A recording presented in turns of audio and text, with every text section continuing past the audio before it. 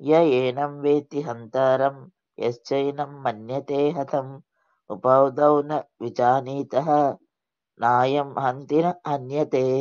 கிருஷ்ண பரமாத்மா அர்ஜுனனிடம் ஆத்மாவோட தன்மையை சொல்றான். ஆத்மா கொல்லப்பட முடியாதது, அழிக்கப்பட முடியாதது அப்படின்றான். எந்த ஒருவன் ஆத்மாவை ஒரு பொருள் கொண்டு, அதாவது ஒரு கத்தியோ ஒரு கோடாரியோ வேற ஏதாவது ஆயுதத்தை கொண்டு கொல்ல நினைக்கிறானோ அவனால அது பண்ண முடியாது. அதாவது ஆத்மா கொல்ல வல்லது என்ன நினைக்கிறவன் அவனும் அறியாதவன் அப்படின்னு சொல்றான்.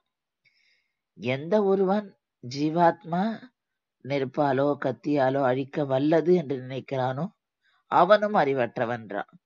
அதாவது ரெண்டு கோணத்துல பாக்குறோம். ஒண்ணு அந்த பொருள்ல இருந்து பாக்குறான், இந்த பொருளால ஆத்மாவை அழிக்கலாம் அப்படின்னு நினைக்கிறது, அதுவும் தப்பு. இன்னொன்னு ஆத்மா கோணத்துல இருந்து, அதாவது ஆத்மா அழிக்க வல்லது, இந்த பொருளால ஆத்மா அழிக்க வல்லது அப்படின்னு நினைக்கிறது, அதுவும் அறிவற்ற தன்மை அப்படின்னு சொல்லி கிருஷ்ண பரமாத்மா சொல்றார்.